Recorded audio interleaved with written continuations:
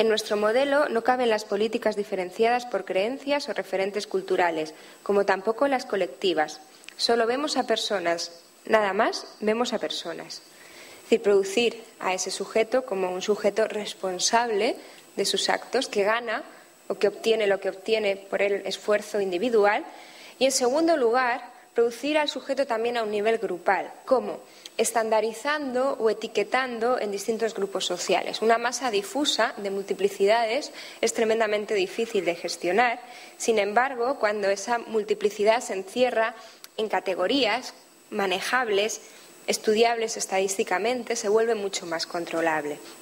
Un ejemplo vendría a ser una guía, un manual que distribuyó la empresa Prosegur, la empresa de seguridad, en el Metro de Madrid a sus visitantes, ¿no? Y, por ejemplo, en ese manual dividía a todos los delincuentes que operaban en el Metro de Madrid según una división geográfica, ¿no? Entonces así empezaba que los rumanos son los que más abundan y se muestran agresivos si no consiguen su objetivo, bloquean a la víctima a la entrada o salida del tren para dificultar el paso del tren, mientras que los sudamericanos, generalmente ecuatorianos o chilenos, se cruzan y entregan el botín los unos a los otros, son bastante más finos que el resto porque van bien vestidos, usan buenos perfumes y se acercan provocativamente a la víctima para llamar su atención.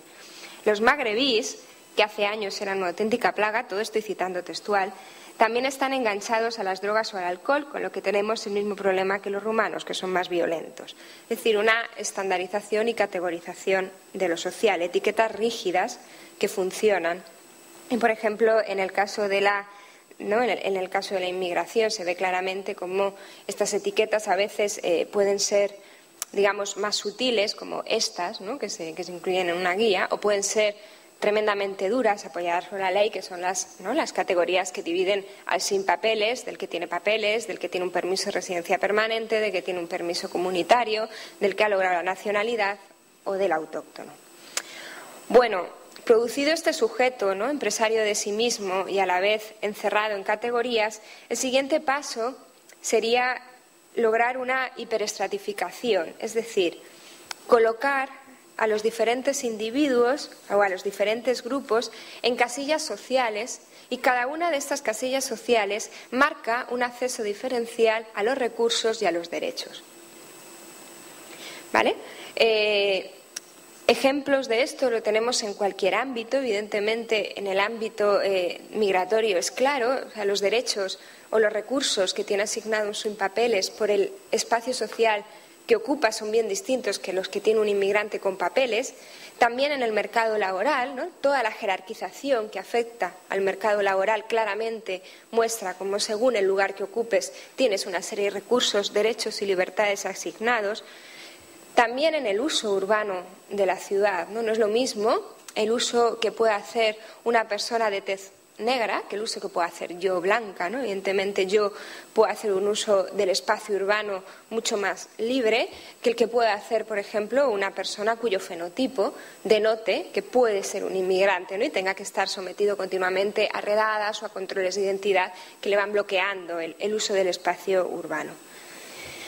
Bueno, sujetos estratificados en distintas posiciones que después esas posiciones se hacen inestables. Tercer paso, ¿no? Se hacen inestables de forma que uno siempre vive con la amenaza de que puede caer más abajo, es decir, esa posición que ocupa no es para nada estable, siempre tiene a alguien por debajo que le recuerda que puede caer, igual que siempre tiene a alguien por encima que le da la esperanza de que pueda ascender. No, pues, claro, ahora con la crisis, sobre todo, esta idea de que se puede caer es muy clara, ¿no? Personas que han perdido su permiso de trabajo a consecuencia de, por ejemplo, de un paro de larga duración, los hipotecados, ¿no?, familias de clase media-baja que vivían en cierta estabilidad y que se ven que pueden caer.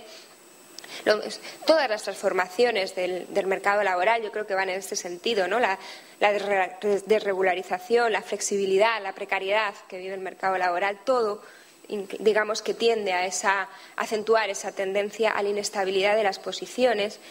Y vuelvo a insistir, lo único importante es dejar un pequeño espacio para que si un individuo quiere ascender, un individuo, y digo en singular, tenga cierta posibilidad de movilidad social, de forma que esa individualidad, ¿no?, que consigue ascender deslegitima la crítica a la estratificación social. Siempre que se ve la presentación de cualquier plan de inmigración, por lo menos en la Comunidad de Madrid, tanto de regional como del ayuntamiento, se ve siempre se usa el mismo ejemplo, ¿no? Se presenta a una historia de éxito, ¿no?, como de sueño americano.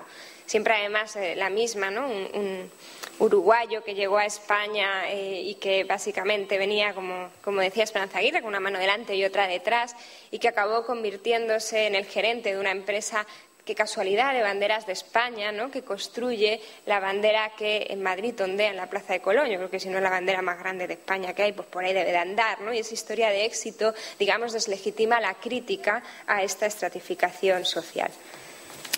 Bueno, pues esos sujetos responsables de su éxito, categorizados, divididos en escalas sociales, que son además inestabilizados en su posición, además, con ellos se hace una última operación que vendría a ser la competencia, ¿no? Poner a jugar a unas diferencias contra otras. Es decir, favorecer que estos agentes que ocupan distintas escalas sociales entren en competencia entre sí.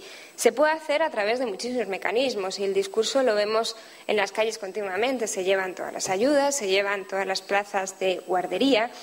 La idea de escasez, que se maneja mucho en la explicación oficial de la crisis, ¿no? Esa idea de que no es que los recursos o el trabajo estén mal repartidos o mal organizados, sino que es que faltan, pues esa propia idea lo que viene a hacer es fomentar esa competencia, precisamente, ¿no?, por esos recursos que son escasos o por ese trabajo que no hay.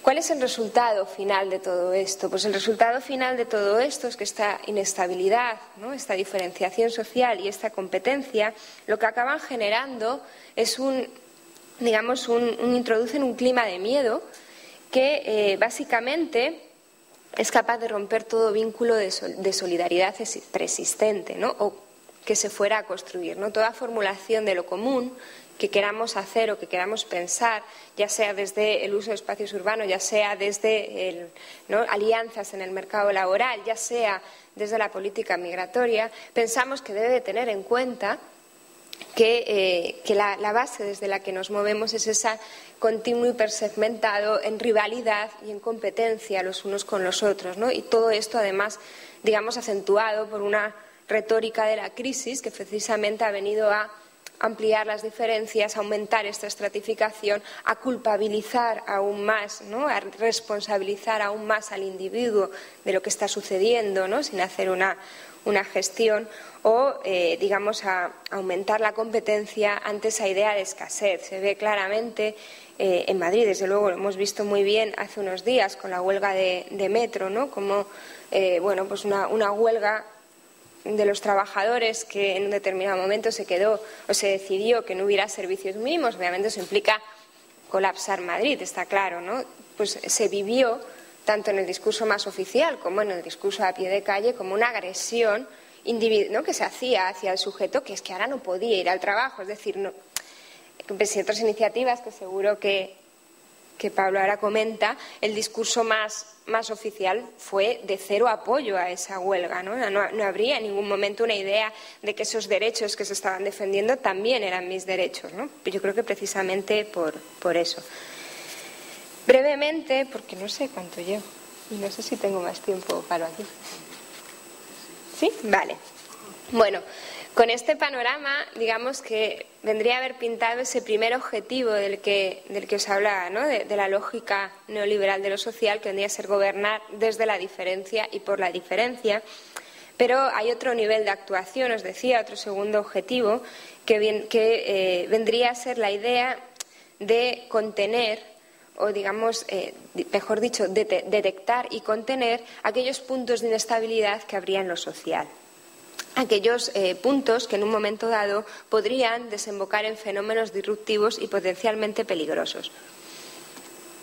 Es decir, no me importa si en un barrio tengo unos chavales que en un momento dado me están dando más la lata que otros, sí que me importa si en un momento esos chavales pasan a tener una capacidad de contagio, es decir, pasan a tener una capacidad de proliferar su discurso o su actuación, lo que podría, digamos, desestabilizar el sistema, lo que rebasaría los límites de tolerabilidad del sistema, ¿no? Decía, la filosofía es dejar que las